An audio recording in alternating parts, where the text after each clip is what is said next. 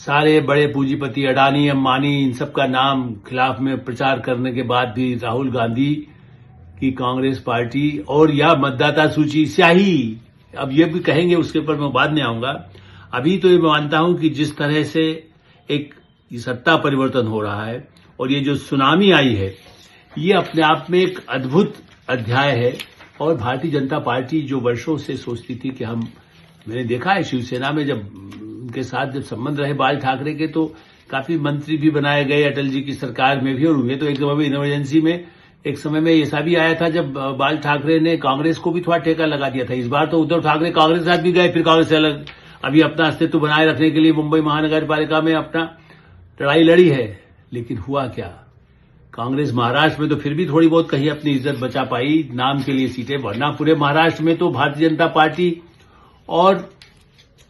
शिवसेना, कौन सी, एक नाथ शिंदे की शिवसेना।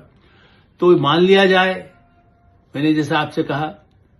वसंत दादा पाटिल के समय से मैं देख रहा हूं, शरद पवार, मेरे पीछे जो किताब है राव के बाद कौन, में शरद पवार कहां प्रधानमंत्री नरसिंह राव के बाद बनने के उम्मीदवार थे, बल्कि यहां तक कहा जाता था कि यदि उनको मौका मिलता तो कब का बन चुके होते। जैसे 37 साल की उम्र में मुख्यमंत्री बन गए थे, 3 बार महाराष्ट्र के मुख्यमंत्री रहे। महाराष्ट्र क्षत्रप के रूप में भारतीय राजनीति में जितनी उठापटक कबड्डी जिसको कहते हैं, इधर पाले में उस पाले में, अपने ही बनाने वालों को ध्वस्त करने वाले, अपनी ही पार्टी को तोड़ने वाले और अपने ही भाई परिवार में बेटी के मोह में एक तरह से उन्होंने क्या किया, अजीत पवार को जिसने अपने बल, जैसे एक नाथ शिंदे ने पार्टी को मजबूत किया था, जब अजीत पवार ने किया तो अजीत पवार को किनारे कर दिया, अजीत पवार चले गए भाजपा के साथ।